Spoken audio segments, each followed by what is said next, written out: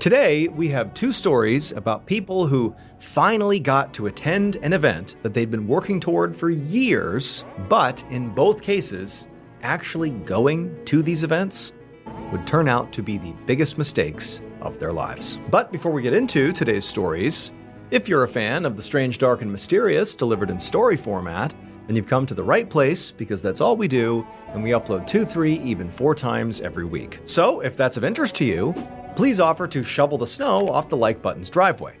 But be sure to shovel the snow directly into their car. Also, please subscribe to our channel and turn on all notifications so you don't miss any of our weekly uploads. Okay, let's get into our first story called The Evidence.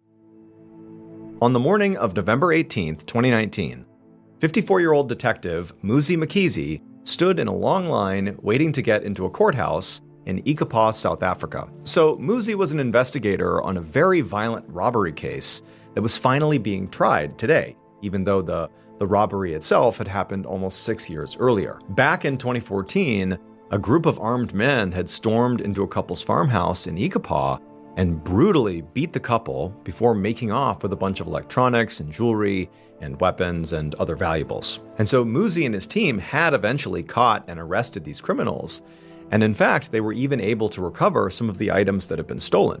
In fact, now, Muzi had one of those stolen items with him to present as evidence at today's trial. Muzi had done this kind of court duty plenty of times in his career, but today, he felt really drained. On top of his trial prep for, this case, he'd also been working other active cases and also mentoring junior detectives. And Muzi was not young and energetic anymore. He was nearing retirement age, and all these obligations were really starting to take a toll on him. But the biggest thing that was really exhausting Muzi was this robbery case itself. It had been an extremely long process, full of an unusual number of delays and complications. It had actually taken so long to bring this to trial that the evidence Muzi was holding, like literally right now, had actually been returned to the victim couple so they could use it until the trial finally happened. So getting this case to this point had been extremely tiring, but Muzi and his team were determined to see it through no matter what, because the criminals that did this, they were incredibly violent and genuinely needed to be behind bars to protect the public. They'd severely beaten this couple to the point where they were hospitalized, and it was lucky they hadn't been killed. As Muzi entered the courthouse and passed through the court security checkpoint, he hoped the security guards were appropriately on alert. In his experience, violent offenders, like the ones who were on trial today, often had violent friends, especially in Ikapa, where this kind of crime was unfortunately rampant. It wasn't unheard of for criminals or gang members to barge into court proceedings and retaliate against cops or prosecution. But Muzi was able to get through security. There was no suspicious people or any sort of disruptions of any kind. And so Muzi, once through, made his way into the courtroom. And he saw the space was already full. The defense and the jury and prosecutors and judge were all there, and there were members of the public in the gallery. Muzi went over and sat down at the prosecution table, and he would remain there until it was his turn to go up to the judge and present, which would include, showing this evidence. As Muzi got settled into his seat and, put the evidence down in his lap, he turned and sort of gave a quick wave to the prosecutor, a woman named Adelaide Ferreira-Watt, who was sitting at the table as well. She was going over her trial notes. Muzi had worked with Adelaide before, and they got along really well together. And she was a total pro, at least in Muzi's mind. So he knew that, her being on board meant this case had a really good chance of getting a conviction. Adelaide waved back at Muzi and then quickly got back to her notes.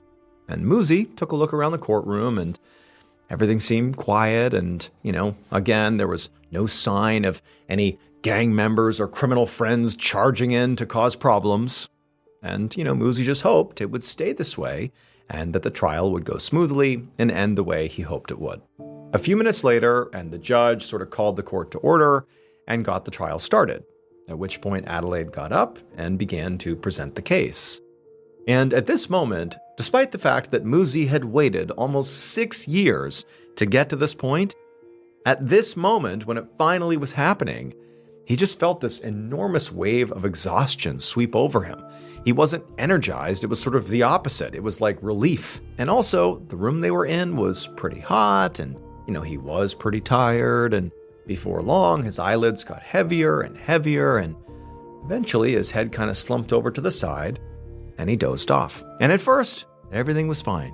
For a couple of minutes, Muzi just slept in the courtroom, and nobody even noticed or cared. Everything was okay. But then at some point, there was this sudden, very loud scraping sound. It was the sound of a bunch of chairs in the courtroom moving across the ground, and it was just very loud, and it woke Muzi up, but like really abruptly. He was startled by the sound, and when he woke up, like in his, sudden jolting awake, he dropped the evidence that he was supposed to be in charge of onto the ground. And so he's getting up, he's getting his bearings, realizing that it's kind of embarrassing. He was asleep. Did anybody see him? Like, what's going on? Everyone's moving around.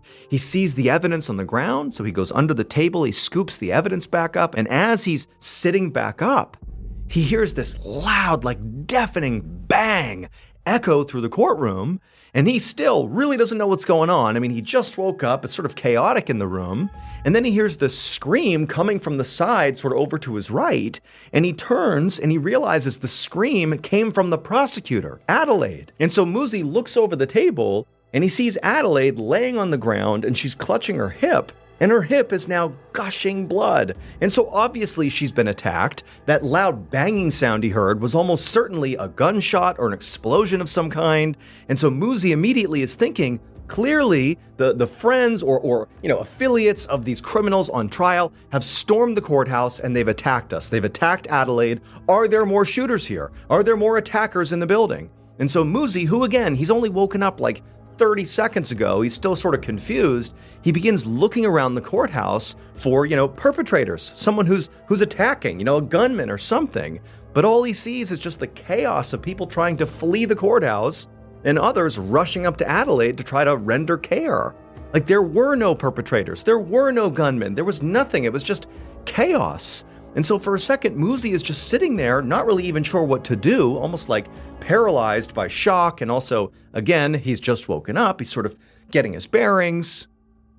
And then he thinks of something. He's looking around the courthouse, this crazy scene, and he realizes that there is no gunman. There's no perpetrator. There's nobody. There's nothing, which can only mean one thing. So to understand what happened inside of that courtroom, you first have to understand something about South African police procedure. And that is that in South Africa, as in most countries, after evidence is taken from the scene of a crime, it's examined and determined to be safe and then transferred to an exhibit room until it's time for trial. However, unlike in other parts of the world, in South Africa, there are exceptions to this procedure. And this trial had taken almost 6 years to start. And because of that huge time lag, some of the evidence that was recovered from the robbers' homes had actually been returned to the victim couple it was taken from, so they could just use it until the trial finally happened. The couple had returned that particular evidence to the police that morning, and Muzi had been charged with bringing that evidence to court and literally holding that evidence. But Muzi, when he did this, didn't double check to make sure this evidence was safe to be in a courtroom. And sometime after Muzi fell asleep in the courtroom, the judge had announced that it was time to take a break. And so the scraping of chairs that woke him up was the sound of people getting up to leave. But for Muzi, it startled him and he sat up really suddenly, what's going on? And he dropped this evidence onto the ground. And it would turn out this was like the worst thing that could have possibly happened, because this particular evidence was a shotgun. And when Muzi, sort of in his panicked, instinctive state, when he first woke up and he saw the evidence on the ground, he reached down to grab it, to pick it back up, because he was supposed to hold this thing for the whole trial and present it. The last thing he needed is people to see that he had fallen asleep and dropped it on the ground. But when he scooped it up, the gun, again, because it had not been re-examined, it would turn out it was still loaded. And so as he scooped it up, he accidentally hit the trigger and fired it. and it hit Adelaide, severed an artery, and killed her. But Muzi, was so confused by the chaos of the scene that at first, he didn't even realize he had fired the gun. He just scooped up the gun, heard the bang, and he's like, what's going on here? And it was when he realized there was no gunman that he looked down and he realized the shotgun was aimed right at Adelaide. He must have shot her. Muzi ultimately pled guilty to culpable homicide and negligence, and he was ordered to serve a 6-year prison sentence. However, it was suspended. Have you ever wished you could consume the strange, dark, and mysterious in a live storytelling event? Well, that dream is becoming a reality this year because I'm coming back with another live tour. This year's tour is also going to include a whole bunch of new locations, including the west coast of the United States, all across the United States, and also one international city. We put together an absolutely amazing show with a whole bunch of awesome stories, including stories you will not hear anywhere else. New content you can only get if you come to this show. But if you want to see it, you gotta act fast because tickets are available right now. If you want tickets, go to tour.ballinstudios.com or click the link in the description below. Again, that is tour.ballinstudios.com. Also, I'm going to be giving away an all expenses paid for trip to come meet me at one of my live shows. That will include airfare, hotel, come hang out with me backstage. It's going to be a whole thing. And so if you want to potentially win that, all you have to do is donate to win at fandiem.com/Mr. Ballin. That is fandiem.com/Mr. Ballin. Get your tickets and enter the sweepstakes today. I can't wait to see you at the show.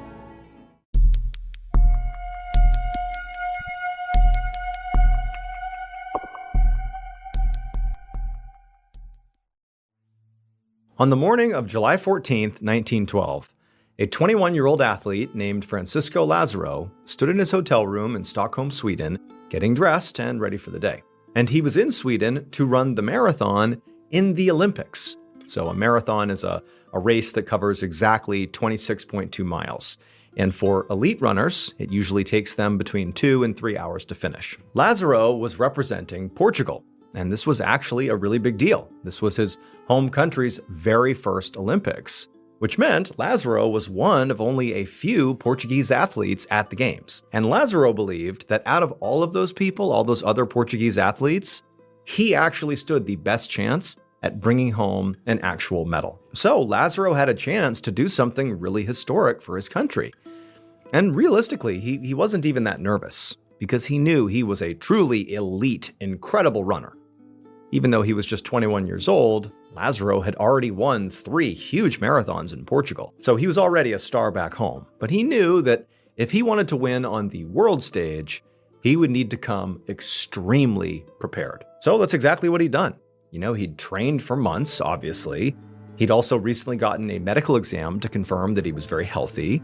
And he'd even begun thinking about, little ways that he could potentially give himself a boost, like how to fuel, what to put in his body and even what to put on his body.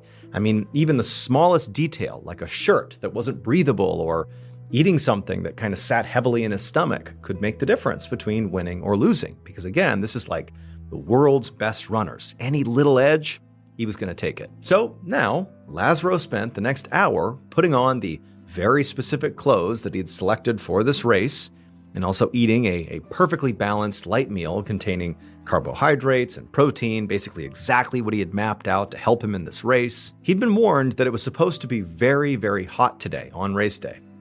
But Lazaro actually saw this as an advantage, because being from Portugal, where it often got much hotter than places like Sweden, Lazaro already knew how to protect himself from the sun and the heat, and how to give himself an edge in this weather. And then before he knew it, Lazaro was ready to go, and he had left his hotel room, and he was on his way to the stadium to actually compete in the Olympics.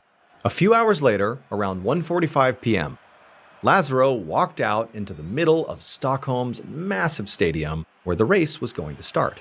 And as race officials directed him and his 67 other competitors to their places at the starting line, Lazaro was feeling really confident. In fact, so confident that he called out to a nearby reporter that he was going to be the winner. saying, quote, "I win or I die." Now, as Lazaro and the others actually took their spots on the starting line, they were in the direct sunlight, and it was just unbelievably hot. I mean, in the shade, it was already 90 degrees, so it was like a sweltering day. But as Lazaro looked up and down the line of the other competitors, he saw everybody else look flushed and they were sweating profusely. They looked not ready to go run 26.2 miles in this heat. They looked overwhelmed. But Lazaro, he was not overwhelmed. He was prepared. In fact, Lazaro wasn't even sweating. As Lazaro stood there waiting for this race to start, he could hear the roar of the thousands of people in the stands. And for a moment, he just stood there taking it all in and just, appreciating how special this moment really was. The marathon was a major event in these Olympics. The stadium was completely sold out, and even the king and queen of Stockholm were supposed to be somewhere in the crowd watching this. And as Lazaro stood there having this moment, sort of taking it all in, he also had this certainty that when this race was finished, all those people in the stadium and around the world, even royalty, would know his name. Just then, he heard the announcer tell the runners to take their marks. And Lazaro felt a surge of adrenaline rush through him. A big hush fell over the crowd, and Lazaro and the rest of the racers stopped moving and just tensed, waiting for the signal. A couple of seconds went by, and then, bang, the starting gun went off. And Lazaro and everybody else lunged forward. And there was a bit of jostling as all the competitors surged off the line, and Lazaro was pushed back towards the middle of the pack. And right off the bat, Lazaro was a little surprised by how quick the overall pace was. But Lazaro still wasn't worried. He'd studied this course extensively, and he knew that he'd have a chance to get out in front of his competitors pretty soon. This marathon route was very flat. But Lazaro was used to competing in Portugal, which had much more mountainous terrain. So he was sure that once the other runners invariably started to get tired, especially from this hot weather, he'd still be feeling fine and he could move out in front. So Lazaro just decided to hang back and wait to make his move as they moved out of the stadium and onto the dirt road beyond. And for the next hour and a half, he stuck to his plan and just kept his pace steady in the back. He knew, at some point, people would begin falling off as the heat wore down on them and they got tired, and he'd be able to make his way up, so he wasn't rushing. He was just waiting, biding his time, staying confident. In fact, as he was sort of keeping his pace in the back, he even was able to give another soundbite to one of the reporters that was on the road, telling her that he was feeling great. For the first half of this marathon, Lazaro really felt like he was running the race of his life. It was like everything in his training and in his background had prepared him to excel here on the world stage. He was consistently moving past runners, some of whom were really struggling in the heat because they clearly weren't used to it. Some had actually stopped running altogether and just put their hands on their knees, while others just sat on the ground, unable to get up. So basically everything was playing out exactly the way Lazaro expected it to. He was, making his move slowly but surely towards the front of the pack. However, as great as this race was going for Lazaro, something changed at around the 19-mile mark. He just felt really off. His legs got a really heavy, just like lead feeling, and a few minutes later, his vision started to get blurry. Lazaro kept on running and, told himself he was fine, and that this was just, late race fatigue kicking in. And for what it's worth, it is pretty common for marathon runners to say that at about the 19 to 20 mile mark, that's sort of the real halfway of the race, not the 13-mile mark. The 20-mile mark is where your body really starts to struggle. That last 6 miles is notoriously brutal.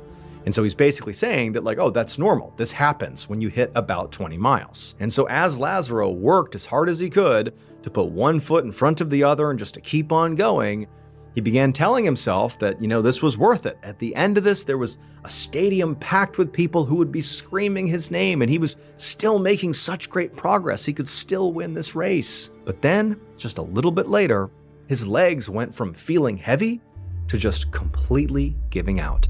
And he slammed to the ground, and then his whole body began to convulse.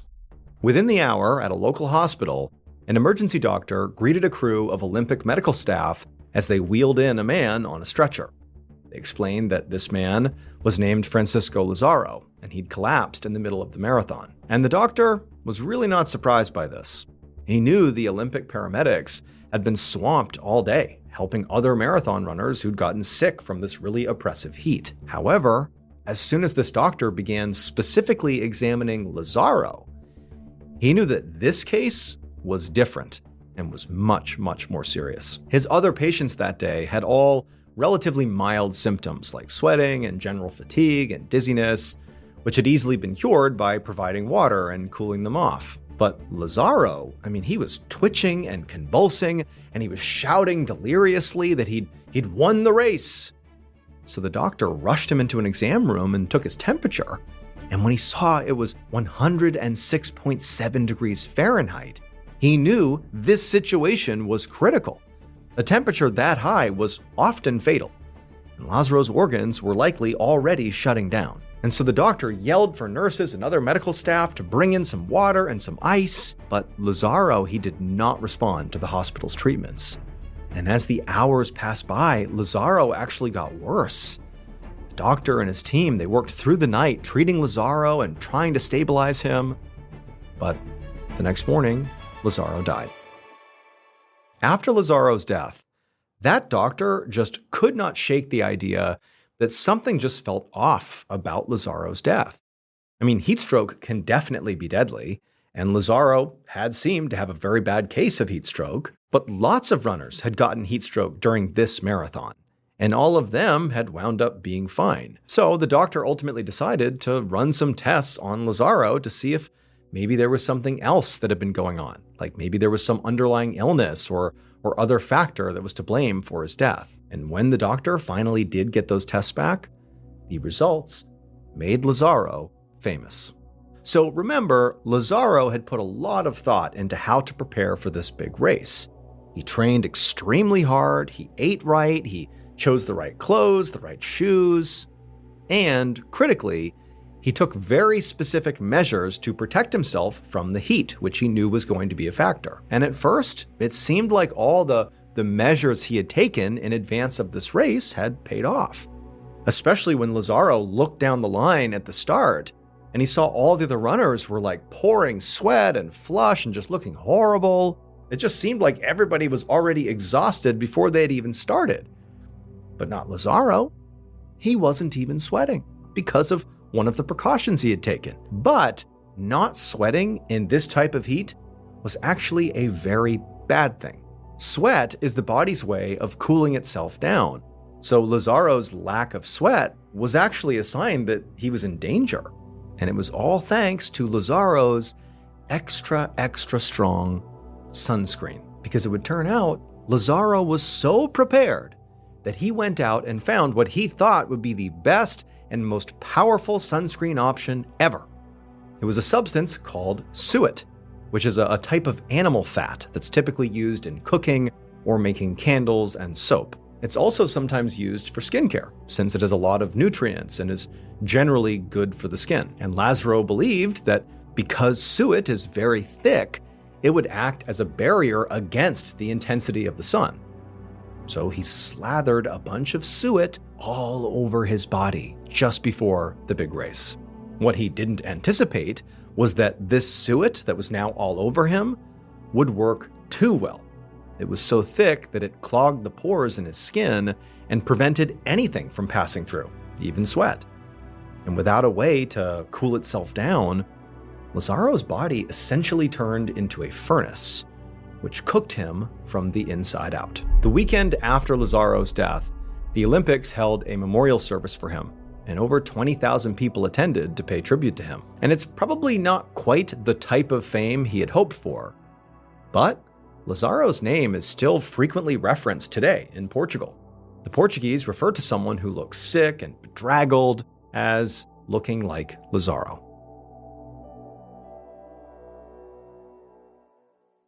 Hey everyone, just a reminder, I'm going on tour this year, which means if you go, you can experience never before heard stories from me live and in person. We did this in 2024 and people loved it. So get your tickets today at tour.ballinstudios.com right now before they sell out. That's tour.ballinstudios.com. I can't wait to see you all at the shows. Thank you so much for watching today's episode. Let me know what you thought of it in the comments below. And remember, we have a whole playlist of Places You Can't Go episodes ready for you to binge right now. So go ahead and click here and give them a watch. All right, until next time, see ya.